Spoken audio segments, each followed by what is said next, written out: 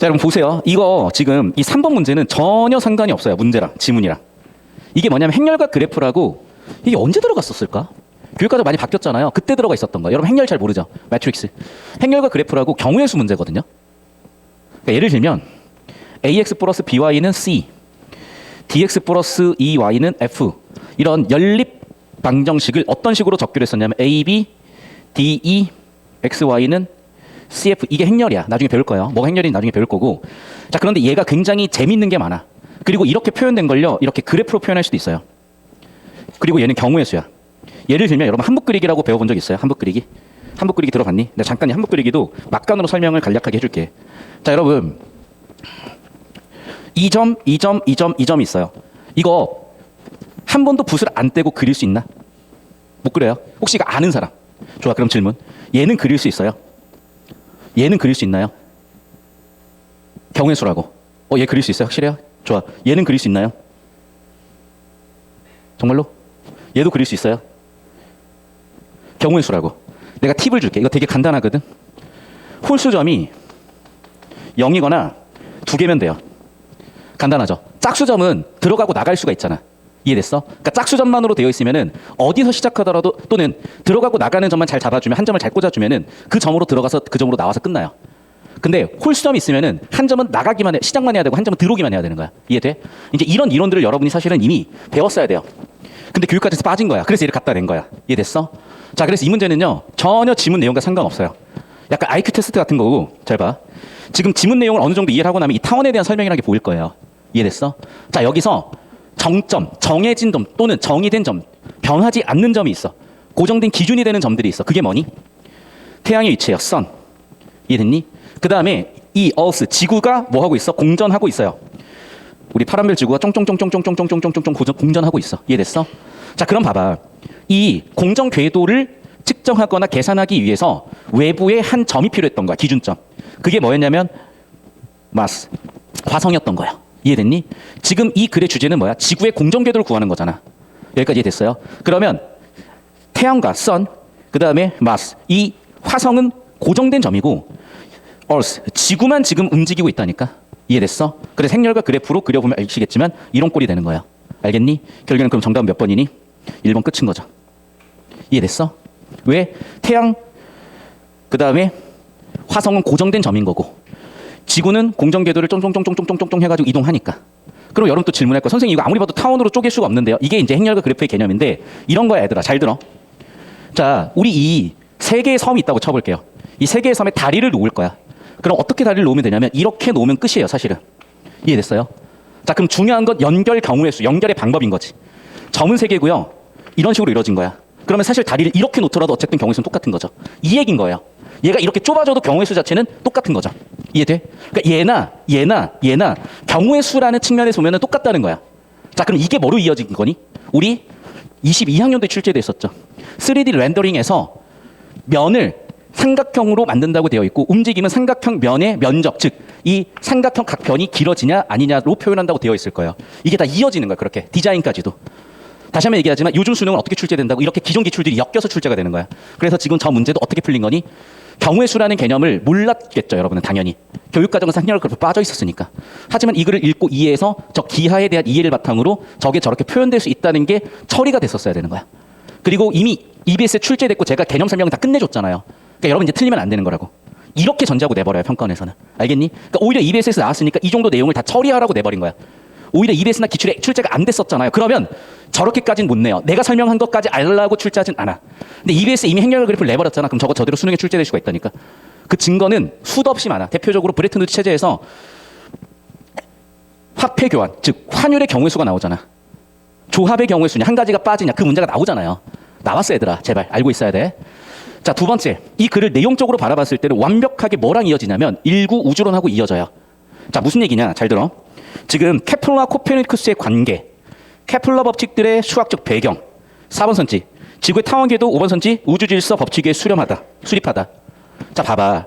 지금 케플러 얘기고 코페르니쿠스 얘기고 지구 타원궤도고 우주질서라 그랬어요. 자, 그래서 제가 기출을 엮어 놓는 거예요, 여러분. 뒤쪽 가서 일구 우주론을 볼게. 34페이지 보세요. 자, 코페르니쿠스 나오죠. 2단락 초반에. 자, 그리고 3단락에 코페르니쿠스의 장점 플러스 그렇다고 형이상학 충돌하면 안 돼. 그래서 누가 나왔어? 브라헤가 나왔어요. 어디냐 브라헤. 브라헤. 그리고 이걸 발전시킨 게 누구야? 케플러예요. 케플러는 어떤 관점을 갖고 있었다? 태양주위를 공전한 행성의 운동 법칙, 우주의 법칙. 이해됐습니까? 여기까지. 또 수적 질서, 수학적인 근거를 바탕으로 접근했다. 여기까지 이해됐어? 그래서 얘가 연계대 수출제가 된 거라고 지금. 이 느낌 못 잡잖아요. 절대 만점 근처도 못 가요. 그래서 계속해서 볼게. 즉 케플러가 규정한 지구의 공전 궤도에 대한 얘기야. 여기까지 이해됐습니까? 그러니까 브라헤의 얘기가 나오는 거야. 또 보시면 알겠지만. 행성 운동 법칙이라는 얘기가 나오는 거예요. 브라헤의 관측 데이터 바탕으로 수학이라는 얘기가 나오는 거고. 이해됐어요? 여기까지 전부 다? 안 따라와도 돼요. 필기는 제가 배경 설명하는 거니까. 다시 한번 봐. 뭐라고? 케플러. 잘 들어. 이 시절 아까 뭐였다고? 일구주론? 지동설과 청동설의 싸움이야. 지동설은 뭐야? 지구가 움직여. 천동설은 지구가 가만히 있어. 즉 지구 중심설이야. 즉 지구 중심설이냐 아니면 태양 중심설이냐. 됐어? 일구우주론 그대로 깨달은 거야. 알겠습니까? 그러니까 이 느낌을 못 잡잖아요. 굉장히 헤맨다니까. 그런데 평가는 다시 한번 얘기하자면 일구우주론에서 얘를 받고 EBS에서 얘를 받기 때문에 니네가 풀 수 있다고 전자고 내는 거야. 이 내용을 알고 있다고 전자고 내버리는 거야.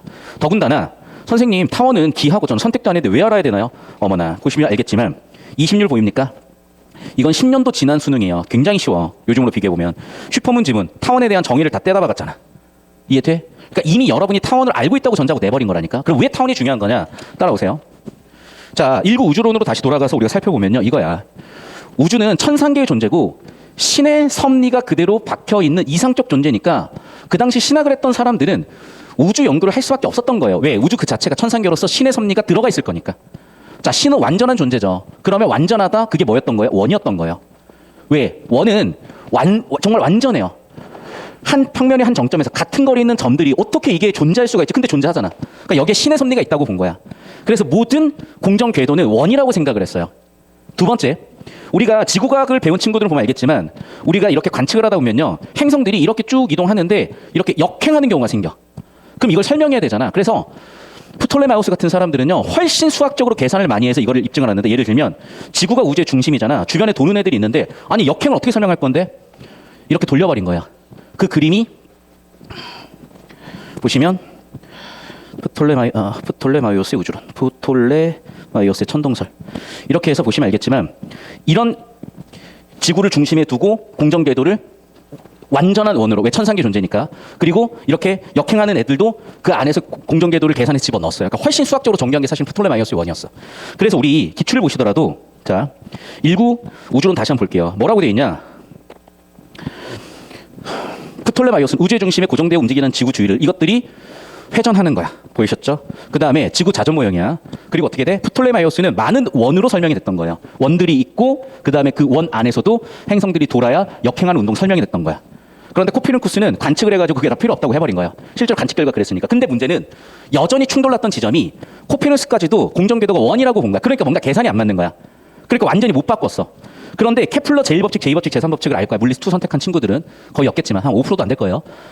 그런데 케플러가 타원이라는 걸 발견을 한 거야. 타원이라고 생각을 한 거야. 그래서 입증을 해내요. 그래서 이 지문은요. 마지막에 나와 있는데 케플러 2법칙은 공정궤도는 원이 아니라 타원이라는 거야. 케플러 2법칙은 뭐냐면 그 공정궤도상에서의 속도를 구하고 싶은데 그 속도는 면적 속도 일정의 법칙이라는 거예요. 결국 그래서 이 공식까지 나와. 잠깐만 보시면 이거는 우리가 대학 가시면 배우면 공식이고 물투에서 배우는 공식은 t제곱은 a 세제곱이야.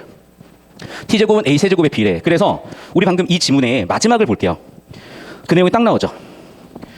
자, 그래서 세 가지 행성 운동 법칙이 나왔다. 뭐라고? 이게 첫 번째는 뭐라고요? 타원이에요. 두 번째는 뭐라고? 첫 번째 타원이야. 두 번째는 뭐라고? 면적 일정이라고요. 공정속도 일정이라고. 세 번째는 뭐라고? 장축의 세제곱, a의 세제곱이 뭐에 비례? 공전주기 t의 제곱에 비례한다. 됐어?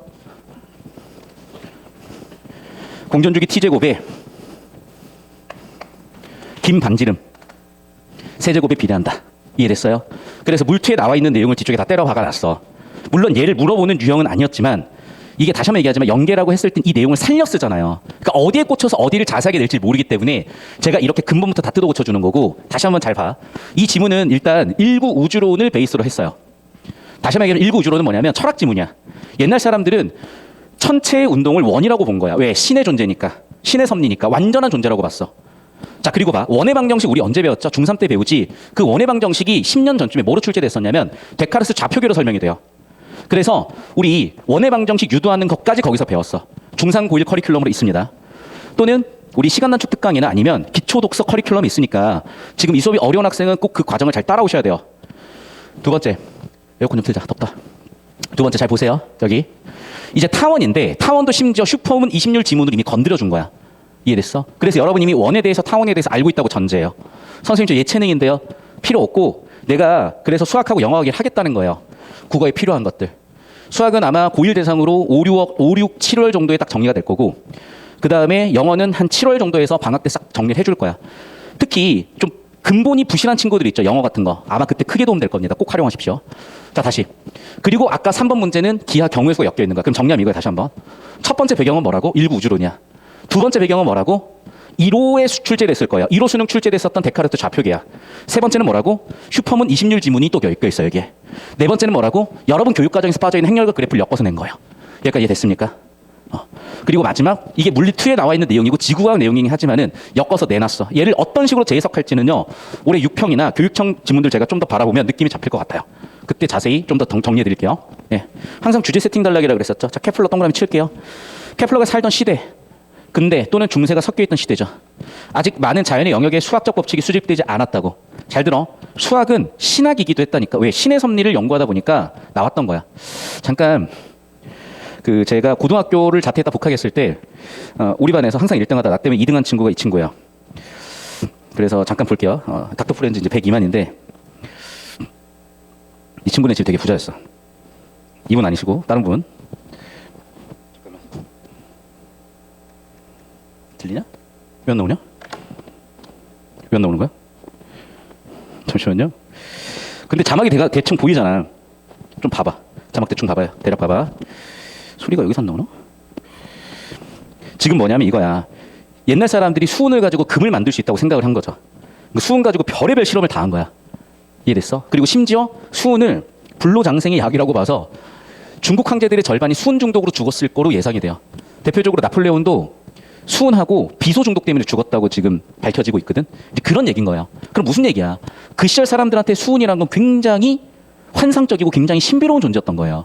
근데 우리는 이미 다 알고 있잖아. 대표적으로 일본에서 이 수은 중금속 중독 때문에 사람들과 고양이며 할 거 없이 어마어마하게 중금속에 오염되거나 중금속에 중독돼서 큰 문제를 가졌었던 환경 오염으로 인한 문제가 있었던 시절이 있었거든요. 우리는 그 시절의 경험을 바탕으로 더 이상 수중 같은 것들이 약이 아니라는 걸 알고 있죠. 우리 인간을 오히려 오염시키고 죽일 수도 있는 독극물 또는 중금속이라는 걸 알고 있는 거잖아요. 이해됐어요 여기까지? 그러니까 이런 거 한번 봐봐요. 자, 그럼 이 얘기를 하는 게 뭐냐? 똑같아. 그러니까 우리 지금 이 시대의 상식이요. 300년 뒤에 도대체 우리 조상들은 왜 저렇게 멍청했지? 왜 저렇게 모자랐지? 이런 생각을 하게 만든다. 그런데 그 시절 사람들은요. 그게 진리였다고요. 사하촌 생각해봐. 아까 수업 들었던 친구들 있죠? 그 시절엔 그게 진리였던 거야. 그러니까 그게 문제라는 생각조차 못한 거야. 바꿔 생각해봐. 우리 지금 삶도 그렇다고요. 우리의 지금 역사도 그렇다고요. 그러니까 여러분이 이거를 깨우쳐야 된다고. 그러려고 배우는 거야. 언제까지 초등학생, 중학생으로 머물러 있지 좀 말라고. 알겠어? 가끔씩 이제 여러분 여기 와서 공부하고 있는 거 보면 내가 이해가 안 되는 친구들이 몇몇 있어요. 열심히 하세요, 여러분. 전술 안 한다, 이번에는. 자, 계속 볼게. 자연법칙 존재에 대한 케플러의 믿음이 얼마나 컸던데 그는 수십 년 누구의 지지도 없이 행성 운동에 대한 수학적 법칙을 찾아내는 데 바쳤다. 아까 일구 우주론 내용이지. 그는 코페르니쿠스의 태양 중심설을 선구적으로 받아들이고 티코브라의 관측지를 토대로 행성 운동에 관한 법칙을 수립하였다. 자, 지금까지 건드릴 내용이 하나도 없어. 왜? 어차피 전부 다 일구 우주론 기출 연계니까. 다만 그렇다고 그냥 쭉쭉 읽어나갈 수도 없고 우리가 어차피 기억도 안 날 거니까 구조를 잡아볼게. 자, 보세요. 행성 운동에 대한 수학적 법칙을 찾아냈고 그는 첫 번째 뭐라고? 코페르니쿠스의 태양 중심설을 선구적으로 받아들인 브라의 관측치. 그 관측치를 바탕으로 법칙 수립. 그리고 그 이후 뉴턴이라는 사람에 의해서 입증이 된 거죠. 하나 더. 그리고 그 뉴턴은 케플러 덕분에 만들어낸 것이고. 그럼 벌써 계보가 보이지. 어떤 계보야? 맨 처음에 누가 있었어요? 코페르니쿠스. 그 다음에 누가 나타났어? 브라해. 그 다음에 누가 나타났어? 케플러. 그 다음 누가 나타났어? 뉴턴이야. 아까 그 닥터 프렌즈 영상 보시면 알겠지만 뉴턴도 연금술사였어요. 그래서 뉴턴이 되게 개팍한 사람이 됐었는데 왜 그러냐면 수은 중독 때문에 그런 개팍한 증상이 나타난다는 거야. 여기까지 이해됐어요? 자, 그럼 봐. 이 내용이 어디 나와 있냐고. 이미 여기 나와 있는 거라고 다시 한번 얘기하지만. 자, 우리 36페이지 가서 보시면은 자, 맨 처음 누가 나왔어요? 코페르니쿠스. 그걸 누가 이어받았다고? 브라해. 그걸 누가 이어받았다고? 케플러. 그걸 고전역학을 집대성한 사람이 누구예요? 뉴턴이라고. 여기까지 해서 서양 우주론 끝나고 이제 여기서부터 동양 우주론으로 넘어가죠. 이해돼? 이 느낌인 거야. 그래서 이미 일구 우주론을 알고 있지? 너 충분히 잘 풀어봤고 이미 머릿속에 어느 정도 정리돼 있지? 이렇게 생각하고 냈다니까. 그러니까 뒤지기 어려워지는 거야. 왜? 우린 아무것도 몰라요. 처음 보는 정보 처리할 거예요. 같은 30년 전, 20년 전 수능 느낌으로 아직도 풀고 있잖아. 그 모가지 부러지니까 그냥 누워서 자라고. 이렇게. 누워서 주무세요. 누워서 주무세요. 코페르니쿠스는 항성과 행성의 겉보기 운동을 파악하는 가장 너희 그럴 때 있잖아요. 이렇게 막 자기도 이렇게 졸다가 갑자기 이래가지고 나 혼자 이제 좀 민망하고 막 이럴 때 있잖아요. 괜찮으니까 저도 항상 그랬으니까 졸지 말고 자라고 그냥 5분 10분 눕고 나면 좀 수면 깨니까 자라고 제발 졸지 마요. 코페르니쿠스는 항성과 행성의 겉보기 운동을 파악하는 가장 좋은 방법은 정지한 것으로 상정하고 자전하는 지구가 다른 행성처럼 태양 주위를 도는 것으로 간주하는 것임을 당대 소수 지식인에게 인식시켰는데 이거 모르는 사람이 누가 있어? 태양 중심에 놓고 우리 지구가 공전한다는 거 모르는 사람이 어디 있어? 그리고 우리 기억납니까? 항성 기억나? 그래서 우리 봐봐 예전에 역법 지문 기억나요? 그레고리력, 율리우스력. 그 달력을 기준을 정할 때도 항성을 기준으로 잡을 것이냐 절기를 기준으로 잡을 것이냐 해서 다뤘었단 말이야. 모르면은 내가 엮어놨으니까 보세요. 계속 가 어쨌든. 자 당시에 티코 브라이라는 사람이 있었어요. 그래서 관측을 통해서 정밀한 데이터. 근데 이거 그냥 읽으면 안 돼. 왜 제가 여기 집중을 했냐. 잘 들어. 관측을 통한 데이터. 이게 뭐야? 경험주의야. 경험주의 때문에 근대가 온다니까요. 여러분 중세까지는 경험하지 않아. 얘들아 수학이 오히려 신학이에요. 왜? 잘 들어. 수학은 어떤 사고를 연습하죠? 전제가 참일 때 결론이 참인 사고를 연습한다니까.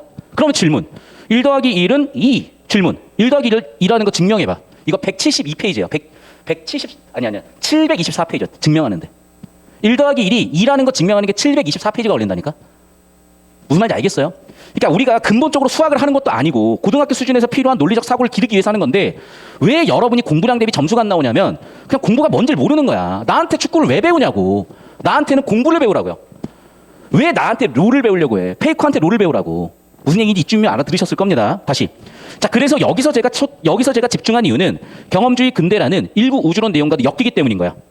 자, 그럼 이제 브라이라는 기존 선행 연구를 결과로 케플러는 이 데이터를 토대로 가까스로 행성의 궤도를 발견할 수 있었던데 잘 들어. 이건 EBS라서 문제를 이따구로 쳐낸 거예요. 수능에서는 이따구로 안 쳐낸다. 잘 들어. 가까스로라는 단어와 여기 나와 있는 간단히라는 문제를 이제 이딴 식으로 쳐내놔서 2번이 틀렸네, 간단히가 틀렸고 가까스로래라고 쳐낸 거야. 걔 병신이지. 이해됐어? 그러니까 이제 이거는 출제 과정에서 어떤 실수라고 저는 보여요. 그러니까 출제 오류가 아니라 요딴 한 단어 가지고 정답이 되니 안 되니를 만들어 놓은 거는 그냥 출제 실수야. 수능에서 이런 문제 절대 안 나와요. 사설이나 EBS니까 가능한 거야. 그러니까 제발 이런 문제 틀렸다고 해가지고 꼼꼼하게 언제 볼래? 집에서 1시간 동안 혼자 푸시면 되겠지. 실전에서 10분 동안 이 한 단어를 어떻게 발견할 건데 못 발견해. 그러니까 문제는 이렇게 설계되지 않습니다. 수능은. 제발 병신같이 문제 풀지 마세요. 제발. 그러니까 내가 왜 EBS를 가지고 수업을 안 하려고 했냐면은 이런 문제들을 자꾸 풀다 보면 여러분이 폼이 망가진다고. 자세를 잡아야 되고 실력을 키워야 되는데 쓸데없는 이상한 경험을 해버리면 여러분 자세가 망가져서 제가 이런 걸 안 건드리려고 한 건데 자 나왔을 땐 이렇게 철저하게 수능 유형이 아님을 얘기할게. 얘는 오류예요. 오류. 출제 오류야.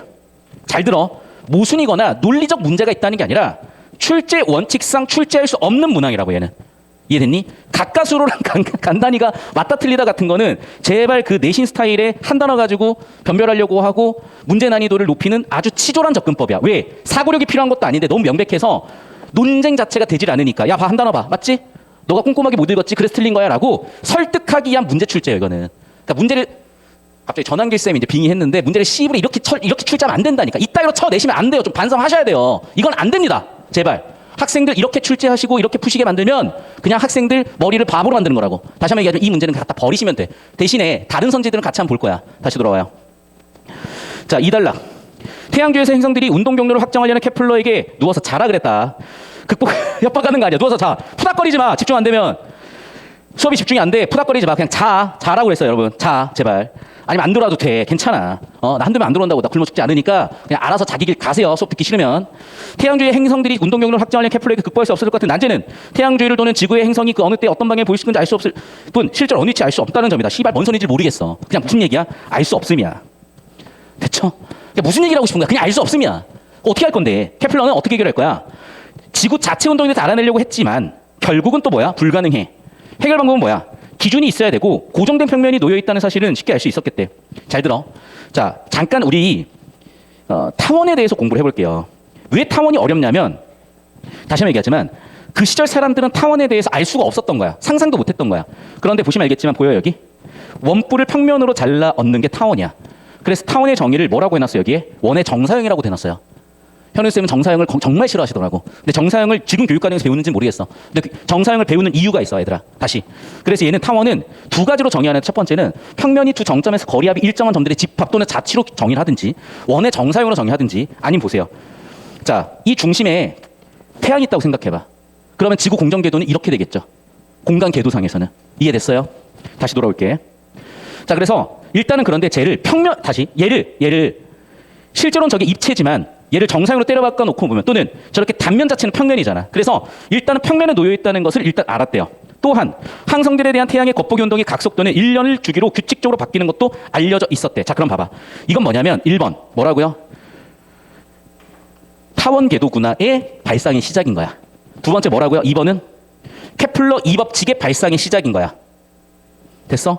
그러나 지구에서 태양까지 거리가 1년 동안 어떻게 바뀌는지 알려지지 않았기 때문에 유용하지도 않았고 결국에는 지구에서 태양까지 거리 변화를 알아야 지구 궤도의 실제 모양과 태양이 어떤 식으로 도는지를 알 수 있었대요. 그러니까 이건 지금 뭐예요? 문제를 해결하는 과정일 뿐이지 여기서 중요한 정보는 없어. 오케이? 그리고 수능은 다시 한번 얘기하지만 이런 거 가지고 문제를 만들지 않는다고. 주제를 가지고 만들지. 3달러 갑니다. 케플러는 마침내 이 문제를 푸는 방법을 발견했대. 자, 그러면 이제 이게 주제겠죠. 자, 첫 번째 뭐라고? 관측 데이터로부터 항성을 배경으로 한 태양의 겉보기 용로에서 태양 각속도는 바뀌지만 1년을 주기로 같아진다. 뭔 소리인지 모르겠죠. 더 읽어볼게. 그러므로 지구의 궤도는 닫혀 있고 매년 같은 방식으로 그려지는 것으로 가정하는 것이 타당했다. 이게 환장을 내용인 게 다시 봐봐. 자, 읽어볼게요. 타원은 원뿔을 잘라 만들 수 있는 원뿔 곡선 가운데 하나인 패곡선이야. 지구의 궤도는 닫혀 있어. 패곡선 닫혀 있다. 어떤 느낌인지 아시겠어요? 그러니까 결국에는 잘 들어.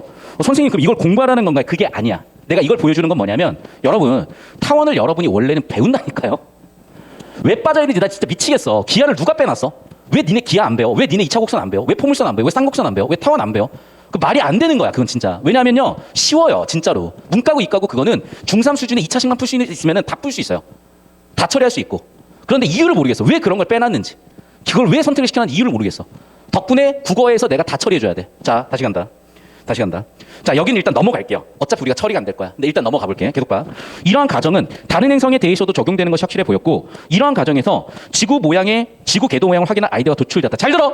주제 잡아. 정보량 터지고 뭔 소린지 모르겠으면 주제 잡아. 그래, 주제는 뭐야? 일단 케플러 아저씨야. 케플러 아저씨 뭐 했어? 행성의 운동에 관한 법칙이야. 행성의 운동에 관련된 법칙이야. 이게 주제라는 거예요. 얘를 놓치면 읽을 필요도 없어. 왜? 어차피 틀리니까. 차라리 이 집은 한 번으로 찍고 다른 문제 정답률 높이시라고. 어차피 틀릴 수학 29번, 30번, 22번 킬러를 뭐하러 푸니? 싸그리 작작 틀리고 그냥 다른 문제 다 맞추지. 이해됐어요? 시간 낭비하지 마라. 어차피 틀릴 거. 아니면 똑바로 풀어. 다시 한번 봅시다. 어떻게 하라고요? 그래. 뭐라고? 행성의 움직임이라고. 자, 행성의 움직임 어떻게 갔어? 일단 선행 연구로서의 관측치. 일단 행성의 운동에 관련된 정밀한 데이터가 있었어. 쉽지는 않았지만 어쨌든 행성 궤도가 발견이 됐대. 다시 그래, 주제는 뭐야? 행성의 궤도, 행성의 운동 경로야. 다시 뭐라고? 지구의 운동 경로야. 여러 가지 어려운 점들이 있었어. 그래서 어떻게 해결했어? 다시 한번 관측 데이터를 바탕으로 뭔가를 판단했어. 이 과정의 결과 어떻게? 지구 궤도의 모형. 그래, 주제 뭐였다고요? 다시 한번 행성 운동 법칙. 즉 지구라는 행성의 운동 법칙 궤도의 모양이 뭐라고? 원이 아니라 타원이었다고요. 옛날까지는 항상 사람들이 원이라고 생각한 거예요. 왜? 천상계 존재니까 신의 섭리가 작용하고 있으니까 완전한 원이라고 생각을 했던 거예요. 이해됐습니까? 여기까지? 그래서 이 원인지 아닌지 확인하는 검증의 실험 과정이야. 자, 지구 공전 궤도면에서 1. 어딘가에 밝게 빛나는 랜턴 M을 상정하겠대. 그림 보세요. 이해됐어? 지구 공전 궤도가 쫑쫑쫑쫑 있었을 거 원이든 뭐든지 간에 밖에 기준이 되는 밝은 점이 있다고 가정을 해보자고. M을. 그 다음에 두 초점 가운데 한쪽에 태양이 있다고 가정을 해보자고. 즉 타원에 대한 그림 설명이고 선생님 못 알아먹겠는데요 라고 하시면 안 되는 이유가 여러분 이거는 그림도 없이 줄글로만 때려박아 설명을 해놨어요. 그렇기 때문에 이미 10년 전 이 시온 수능에서 건드렸던 내용을 몰라서 못 푼다 말이 안 돼. 다시 한번 얘기하자면 그 연습까지 하셔야 돼. 그리고 방금 저 짐은 여러분 검색해보면 있고 제가 QR코드로 다음 교재부터는 해설 강의를 다 박아드릴 거야. 밑에다가 기존에 있는 해설 강의들은. 오케이? 계속 봅시다. 그 점은 지구의 1년 중 어느 때든지 볼 수 있는 그런 점이라고 정의를 했고 이 랜턴 M, 화성은 지구보다 태양에서 멀리 떨어져 있는 공전 궤도를 갖고 있어야 돼. 먼저 지구 이 얼스가 태양, 선, 랜턴 M, 마스를 연결하는 선에 정확히 놓이는 순간이 종종 온대. 무슨 얘기야? 방금 그 얘기는 이 직선상에 얘가 온다는 얘기죠. 뭔 말인지 이해되냐 지금? 어이씨. 자, 지구가 공정 궤도를 움직이다 보면은 이렇게 쫑쫑쫑쫑쫑쫑쫑 오다가 여기에 와서 태양과 랜턴 사이에 한 점이 오는 이 지점이 온다고. 그 얘기를 하는 거잖아. 그러니까 다시 한번 얘기하지만 여러분, 이게 머릿속으로 상상이 안 되고 그림이 이해가 안 되면 그냥 틀리는 거예요. 그런 능력 안 된다 싶으면 갖다 버려. 그러면 인생에서 버릴 게 너무 많아지겠지. 그냥 중학생 수준으로 살아가겠다는 얘기밖에 안 돼. 자, 고통과 힘듦은요, 여러분의 성장의 증거입니다. 편하게 매 순간 지내지 마십시오. 지구 2가 태양 S와 랜턴엠을 연결하는 선에 정확히 놓이는 순간이 종종 오고, 이 순간에 우리 지구에서 랜턴엠을 바라보면 SM과 일치할 것이다. 당연한 얘기야. 맞죠? 자, SM에 우리는 이쪽을 바라봤으니까 당연히 일치하겠죠. 오케이? 계속 봅시다. 만약 지구가 다른 때에 다른 위치에서 온다면 지구에서 태양 S 랜턴엠이 둘 다 보일 것이고, 그러면 삼각형 SEM의 형태가 된대. 이렇게. 어려울 거 하나도 없죠? 계속 가 이제. 자, 그럼 우리는 어떻게 될 수 있어? 각 이를 크기를 잴 수 있대. 이건요, 오히려 옛날 애들은 못 풀 수도 있어. 근데 니네는 보니까 둘 다 풀어. 왜? 니네는 삼각함수를 배우더만. 삼각함수 공식을 이용하면 이 각 구할 수 있어요? 아, 있어. 배웠어, 니네 다. 계속 봐 이제. 우린 또한 관측 데이터로부터 항성을 기준으로 할 때 직선 SE 방향과 직선 SM의 방향을 알고 있어. 우리는 삼각형 SEM에서 또한 각 S를 알고 있어. 그러므로 종이에 그린 임의의 밑변 SM 위에 우리는 각 S와 각 E에 대한 지식을 바탕으로 삼각형 SEM을 그릴 수 있어. 됐습니까? 절대적 크기는 모른대. 하지만 결국 구해요. 왜? 우리는 삼각함수를 알잖아. 케플러 시대에도 몰랐을 거야. 그런데 이 사람이 그거를 구해냈겠지. 그래서 이 면적을 구했을 거야 아마. 또는 어떤 면적을 구했을까? 이런 면적을 구했을 거예요. 이해됐니? 계속 가볼게 이제. 4단락. 그렇다면 케플러는 랜턴엠을 어디서 구했을까? 뭐 했다고? 화성의 공전주기가 알려 있었기 때문에 화성의 공전주기, 화성으로 정했다는 거예요. 됐습니까? 기억. 화성엠은 화성의 공전궤도에서 매 화성년마다 같은 자리로 돌아온다. 여러분 이거 뭐랑 비슷합니까? 역법지문. 율리우스로 그레고리 역에서 얘 뭐로 출제됐었죠? 항성년과 회기년이잖아. 그러니까 여러분이 지구과학 선택이 아니니까 몰라도 대우가 아닌 거야. 배우면 배우는 이유가 있고요. 여러분, 저는 감히 입에 담을 수 없을 정도로 위대하신 분들이 평가한 교수님들이에요. 저는 이 진로에 있는 사람이기 때문에 알아. 나 따위가 감히 근접하지도 못하는 분들이야. 여러분이 수학자라고 생각해봐. 필즈상 탄 사람은요, 여러분의 영웅입니다. 여러분이 축구 선수라고 생각해봐. 여러분의 영웅은 메시고 호날두 빼고 메시고, 여러분의 영웅은 메시고 손흥민이고, 이해돼요? 차범근이야. 그 느낌이라고. 저한테 있어서 평가한 교수님들은 영웅이야 진짜. 감히 내가 싶은 정말 존경스러운 분들이야. 그리고 그런 분들이 다른 과목도 비슷할 거라 생각을 해요. 그렇기 때문에 우리나라 교육과정대로만 제대로 하잖아요. 뭐 주의식 교육이네, 우리나라 교육 문제가 많니, 다 개소리야. 현장에서 그 교수님들 발끝만 쫓아가도요, 우리나라 교육 욕먹을 일이 없어. 발끝도 못 쫓아가고 그냥 뭐야? 30년 전, 50년 전 식으로 가르치고 있으니까 문제가 계속 생기지. 계속 봅니다. 4달러, 5달러. 화성의 공전궤도에서 매 화성년 같은 자리로 돌아온다. 그러므로 SM은 고정된 밑변이고, 그쵸? 지구 2는 매번 공전궤도의 다른 지점에 있게 된다. 잘 들어. 그래서 이 기억을 어떻게 하라고? 그림으로 그려보라고. 뭐는 고정이야? SM은 고정이야. 뭐만 이동하고 있어? 2만 이동하고 있어.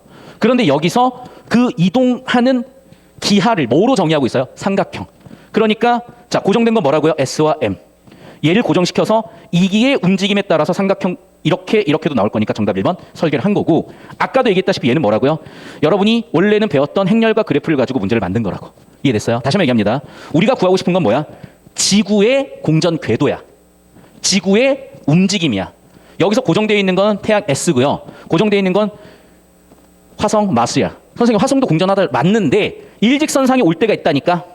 이해됐어? 그래서 이 SM을 그 일직선상에 올 때를 기준 잡아놓고 S와 M은 고정시켜놓고 2만 변화하는 걸로 봤다고요. 그럼 S와 M은 고정된 점이니까 한 점일 것이고 한 점일 것이고, 이는 움직이고 있으니까 두 점이든 세 점이든 여러 점이든 되겠지. 여기까지 이해됐니?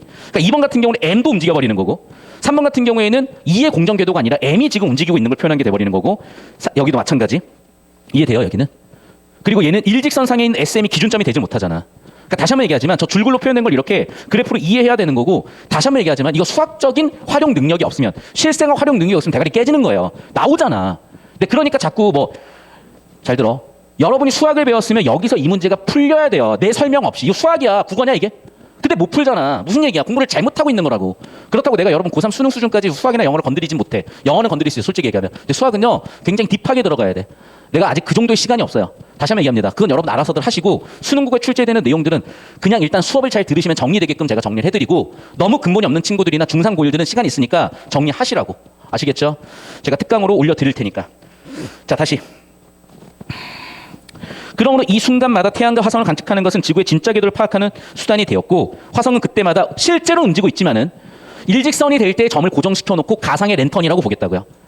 움직이지 않는, 변하지 않는 SM을 기준으로 놓고 이의 움직임을 보겠다고. 결국 어떻게 됐어? 타원임을 발견해냈다는 거예요. 잘 들어. 글의 주제는 뭐야? 행성의 운동이야. 행성의 운동이 뭐라고? 타원이라고요. 결국에는 주황색 형광펜 잡아내면 되는 거야, 이 지문은. 그러라고 낸 거고. 그게 요즘 수능의 느낌이고. 이걸 좀 정리해서 내셔야 되는데 6월 9월이면 좀 더 정제가 될 거예요. 케플러가 지구 궤도를 알게 되자 티코브라의 관측 데이터를 통해서 나머지도 처리가 된 거야, 이제. 왜? 타원이라는 게 입증이 되니까 타원 방정식에 집어넣어버리면 나머지 관측 데이터도 다 맞아떨어졌을 거 아니야. 그래서 지구가 타원이라는 걸 입증한 게 이렇게 어려웠던 거예요. 자, 그래놓고 보면 이번 문제도 세부 내용이 아니라 주제인 거죠. 왜? 자, 문단의 구조를 잡아봐. 일단락. 일단 케플러가 어떤 계보를 바탕으로, 어떤 선행 연구를 바탕으로 우주론에서 또는 과학사에서 어떤 역할을 했는지가 나왔죠. 자, 그럼 2단락에서 이제 케플러가 주제를 잡고 있었던 건 뭐니? 행성의 운동 법칙이야. 행성의 운동 법칙을 잡으려고 했는데 쉬웠어, 어려웠어? 뒤지게 어려웠어. 3단락에서 해결해 보려고 했어. 그래서 어떻게 했어? 자치를 다 구한 거야. 이해됐어? S와 M을 기준점을 두고 E의 자치를 구한 거라고. 자치를 구하고 나니까 4단락 와서 뭐가 됐다고? 이제 수학적으로 입증이 된 거야. 그게 뭐야? 타원이야. 됐니? 그럼 봐. 여기까지가 진짜 지난하게 어려웠을 것이고 타원이라는 게 해결이 됐으니까 나머지는 매우 이지해졌다니까. 그러니까 4번 선지 같은 거를 어떻게 보면 주제라고 생각해서 냈었을 수도 있다는 거죠. 이해됐니? 왜냐하면 주제를 요약하는 과정을 생각해보면요. 지난한 과정 끝에 일단 타원 궤도라는 게 입증이 된 뒤에는 간단해졌지만 그 전에는 너무나 어려웠잖아. 그럼에도 불구하고 이렇게 내면 안 됐죠. 너무 세부 내용이니까. 애들은 실제 이 문제를 이렇게 풀지 못해. 학생들은 그냥 간단하다, 가까스로다를 가지고 풀었겠지. 이해됐어, 여기까지? 그래서 저는 이 문제가 이렇게 내시면 안 된다, 이렇게 설계하시면 안 된다, 그 얘기를 드렸던 겁니다. 자, 계속해서 볼게요. 이제 마지막 5단락. 이렇게 케플러가 지구 궤도를 알게 되자 티코브라의 관측 데이터를 통해서 나머지는 간단해졌고요. 여전히 한계는 있었어. 이러한 계산 작업들로부터 우리에게 친숙한 케플러의 3가지 법칙이 나옵니다. 그 첫 번째는 뭐라고? 타원 궤도고, 두 번째는 뭐라고? 면적 일정이고, 세 번째는 뭐라고? 공식. 자, 잠깐 이것도 한번 볼게. 그래서 케플러의 3법칙 한번 검색해 볼게요. 케플러 곤적 속도라고 치면 나오나? 여기 나오겠네요. 그래 보시면 알겠지만 케플러 1법칙 뭐라고? 타원 궤도의 법칙. 케플러 2법칙 뭐라고? 면적 속도 일정의 법칙. 보시면 알아요, 그냥. 여기에 초점을 두고 이 넓이가 동일하다는 거야. 각 속도가. 됐어요? 그러니까 훨씬 여기서 빨리 가겠지. 넓이가 동일하니까 근지점에서는 굉장히 빠르고 원지점에서는 속도가 느리겠죠. 이해됐어? 그 설명을 한 거야. 조화의 법칙은 뭐냐? 주기 법칙이고 t제곱은 a 세제곱에 비례한다. t는 공전주기, a는 공전궤도의 긴 반지름. 그래서 이 내용을 가지고 만든 거야. 즉 케플러는 타원 궤도야. 두 번째는 뭐라고? 면적은 일정해. 세 번째는 뭐라고? 장축의 세제곱과 공전주기 제곱에 비례한다. 여기까지 이해되셨습니까? 자, 일단은 필기를 해놓을게. 잘 들어. 제가 평소 기출 분석과 EBS 분석이 다른 이유는 EBS는 다시 한번 얘기하지만 수능 출제란 소재와 재료야. 그러니까 손질이 필요한 재료라고요. 그러니까 제가 손질을 해주고 있는 거야. 알겠어요? 반면에 우리는 기출은요, 손질할 시간 없이 그냥 그대로 떠서 먹고 그 안에 들어간 재료가 뭔지 맞춰야 되는 거야. 그런데 EBS는 생날것의 재료잖아요. 그러니까 생날것의 재료가 어떤 과정을 거쳐서 요리가 되는지를 보여주는 거야. 그 과정을 이해하면 여러분이 수능에 대한 이해도가 높아지니까 훨씬 쉽게 접근이 된다고. 여기까지 잡히셨습니까? 자, 그래서 다시 정리합니다. 첫 번째, 1단락부터 해가지고요, 기존에 기출됐었던 일부 우주론을 가지고 세팅을 한 거야. 자, 두 번째, 그러면 핵심은 뭐냐? 그 시절 사람들은 전부 다 원이라고 생각을 했다고. 그러니까 관측 데이터랑 뭐가 안 맞는 거죠. 그러니까 불화해도 완벽하게 설득을 못했던 거야. 하지만은 2단락, 3단락, 4단락을 거치면서 이거 타원이네라고 입증을 해냈죠. 그러면서 문제가 거의 해결이 되기 시작을 하고 마지막 이제 5단락에 와서 케플러의 1법칙, 2법칙, 3법칙이 뭐보다 입증이 됐구나, 이런 구조로 배경을 세팅해서 출제한 거고요. 각 단락이 기출로 엮여 있는 겁니다. 여기까지 이해되셨어요? 자, 그래서 사진 찍어서 올려주시고 여러분 필기 시간 다시 한 장면당 1분씩 딱 잡아주세요. 자, 지울 거야. 그리고 잘 들어. 5분 준다. 구조도 그려. 그리고 캡처해서 올려드릴게.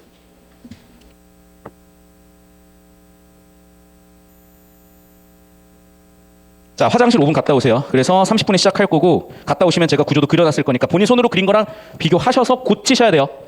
고민을 하면서 바라봐야 돼. 하나 더 얘기한다.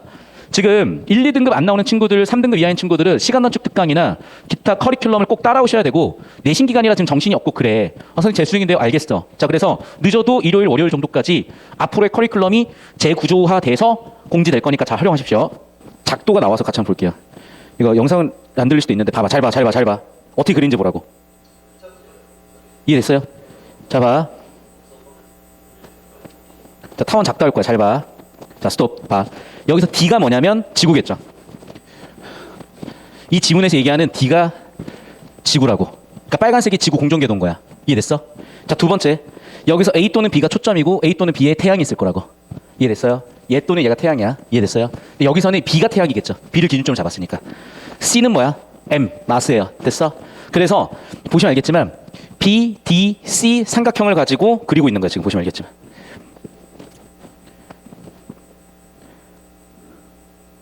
여기까지 이해됐니? 그래서 지구의 공전궤도가 이렇게 빨간색 타원으로 그려지고 있잖아. 이해됐어? 그러니까 타원을 작도하는 게 여러분 잘 들어. 교과서에 메인으로 나와 있거나 여러분이 메인으로 배우는 건 이 방식으로는 잘 안 배워요. 여러분이 메인으로 배우는 건 어떤 방식으로 많이 배우냐면 이런 걸로 얘도 지금 보면 알겠지만 봐봐. 삼각형을 그려서 지금 작도를 하고 있잖아.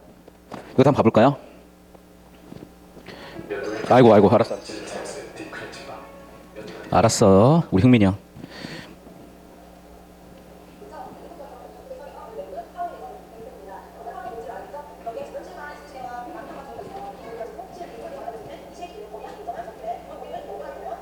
이해됐어? 그러니까 원래는 이렇게 그리는 게 기본이야. 그래서 두 점을 두고 합이 일정한 점들의 집합 또는 자취로 하는 거야. 그래서 그리면 이런 식으로 그려지는 거야. 이건 좀 천천히 볼게. 이해됐죠? 이해됐죠? 얘는. 그러니까 얘는 내부 삼각형 가지고 그리는 거야. 타원 내부 삼각형 가지고. 아까는 타원 외부 삼각형 가지고 그렸죠. 원하고 같이 해서. 그래서 사실은 이제 이게 케플러가 입증한 이 1, 2, 3법칙 있잖아요. 이거를 줄글로 풀어놓은 거야 지금. 무슨 일 알겠어?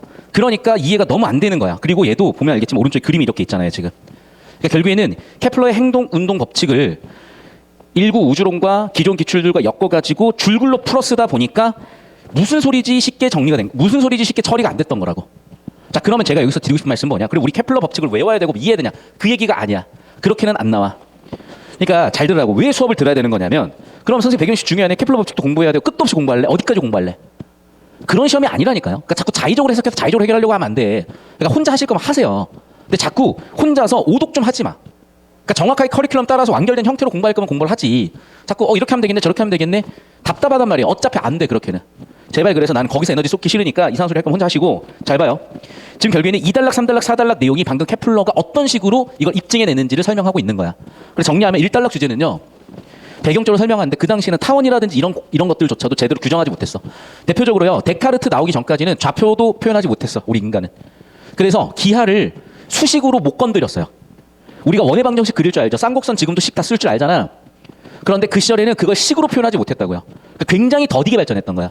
근데 데카르트가 기하를 대수적으로 표현하면서 기하를 식으로 쓰면서 해석기하가 생기면서 어마어마하게 발전하기 시작한 거예요. 데카르트가 언제 태어난 사람인데 끼케 500년 정도밖에 안 됐을걸. 그러니까 굉장히 역사가 짧은 거예요. 타원 같은 경우도 그렇고. 다시. 그래서 수학적인 한계가 있었고 케플러 그 수학적 한계를 극복한 거죠. 자, 그래서 배경으로까지 세팅을 했습니다. 여기까지. 자, 뉴턴은 왜 나오냐면 이 사람은 고전 역학을 완성한 사람이고, 고전 역학이 왜 중요하냐면 이거 봐라. 신이 있잖냐 라고 써먹었던 거예요. 왜 그러냐면 물체의 현재 위치, 시간, 속도를 알면 100% 예측이 되거든요.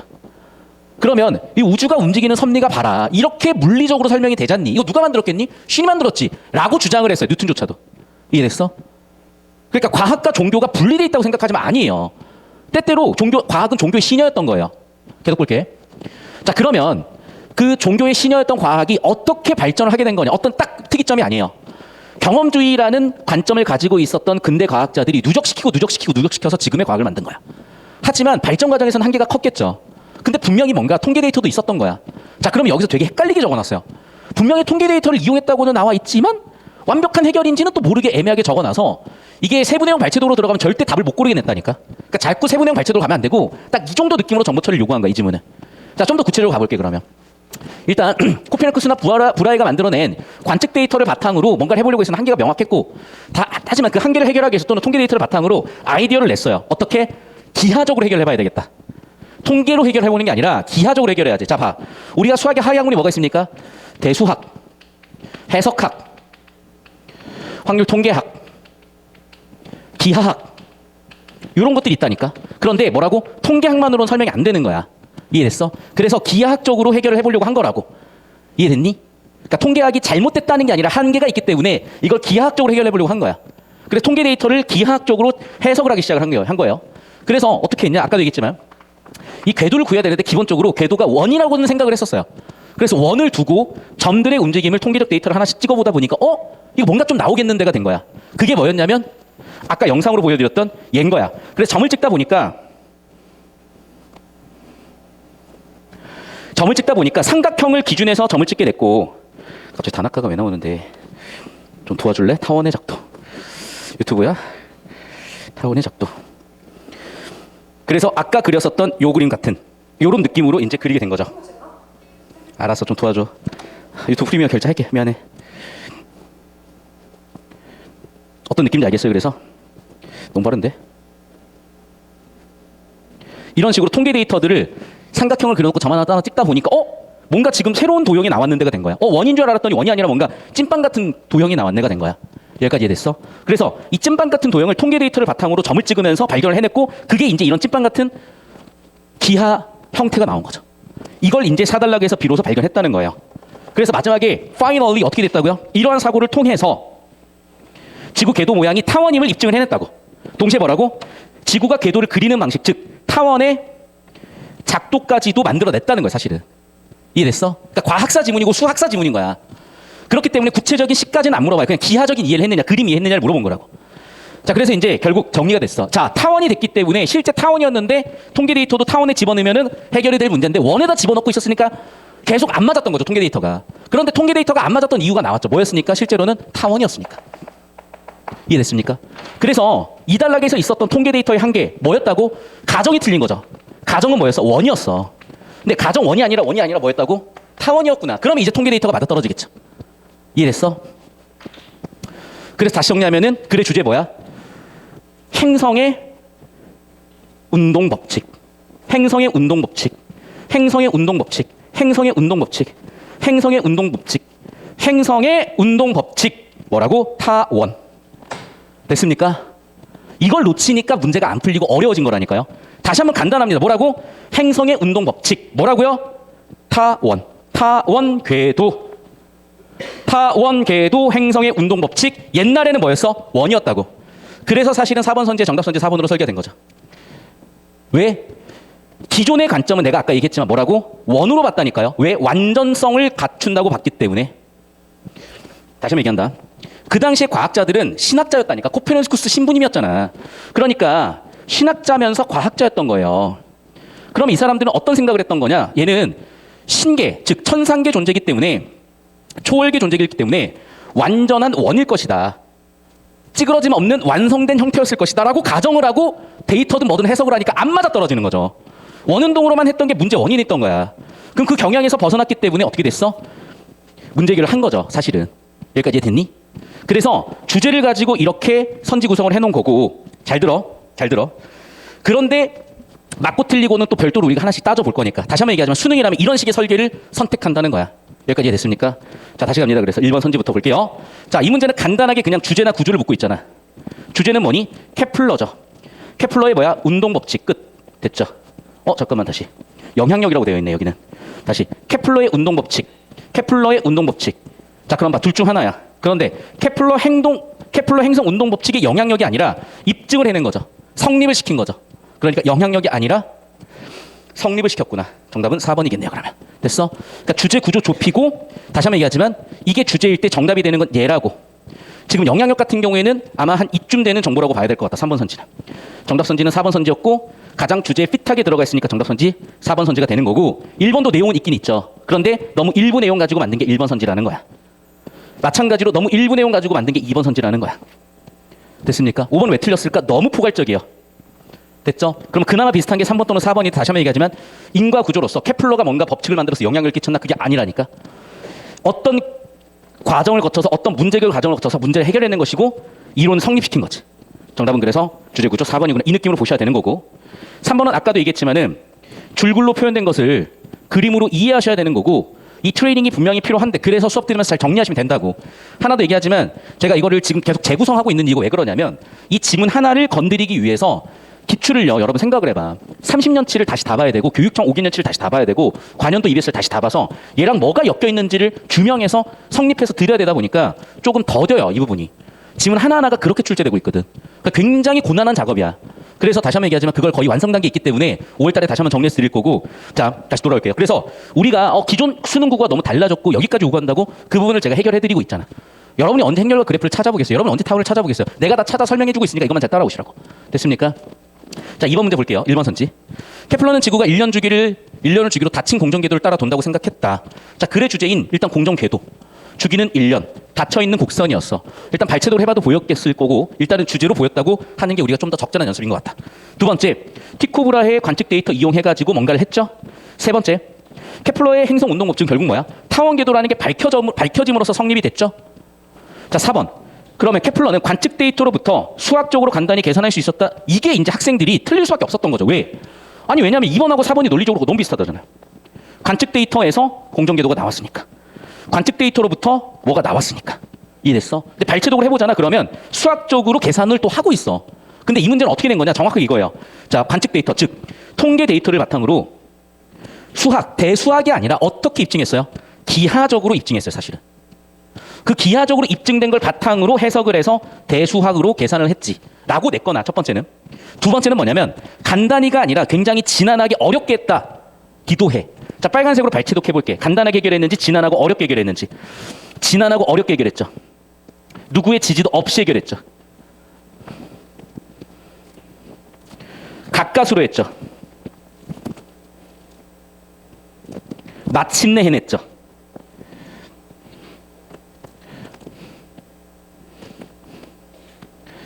여기까지 됐습니까? 결국에는 뭐야? 아, 정말 쉽지 않겠구나라는 거를 반복해서 냈기 때문에 여러분이 이거를 찾아낼 수도 있었겠다라고 해설은 하지만 현실적으로 이렇게 되면 안 된다고. 알겠어요? 낼 수는 있는데 이렇게 되면 안 된다고. 수능 이렇게 안 나온다고. 다만 4번이 왜 정답선지 설계를 해보면은 주제는 뭐였어? 쉽지 않았다니까. 굉장히 지난한, 그 누구도 인정하지 않는 수십 년을 버텨서 입증을 해낸 거라고. 됐습니까? 여기서 중요한 건 뭐야? 주기성인데 왜 주기성이냐면 주기성, 즉 규칙이 있으니까 규칙을 규명하는 것이 이 사람의 사명이었을 거 아니에요. 이해됐어? 다시 한번 얘기하지만 어쨌든 세부 내용도 주제야. 그래야 뭐든 보일 가능성들이 있다는 거예요. 다들. 뭐든 보일 가능성이 있다는 거야. 알겠어? 얘는 설명했으니까 넘어갑니다. 마지막 4번 문제 볼게요. 자, 일단 보기랑 같이 엮어서 볼게. 자전하지 않는 지구가 우주를 움직이지 않는 중심이고, 즉 천동설이자 지구 중심설이죠. 그런 시대적 배경의 한계를 태양 중심설로 해결을 해갔죠. 그의 이러한 믿음은 그가 행성 운동 법칙이라는 글의 주제를 발견하기 전부터 자, 구조 잡아. 이러한 믿음은 언제부터? 이미 그 전부터 직관적으로 가지고 있었다는 거예요. 이게 중요해. 과학자들은요, 논리적으로 입증하는 사람인 것처럼 보이지만 실질적으로는 직관으로, 때때로는 직감으로 이건데? 라는 가설을 입증하는 사람이에요. 그게 영감이야. 그게 인사이트야. 그러니까 우리 철학자들이나 아니면 학자들이 논문을 쓰는데 논문의 주제는요, 사실은 되게 창의적인 주제고요. 뭐라고 논리적으로 설득할 수 없는데 왠지 이건 것 같아서 그걸 입증하는 과정에서 수도 없는 실패 끝에 이거네? 라고 발견을 해내요. 그 얘기를 하고 있는 거예요, 여기도 지금.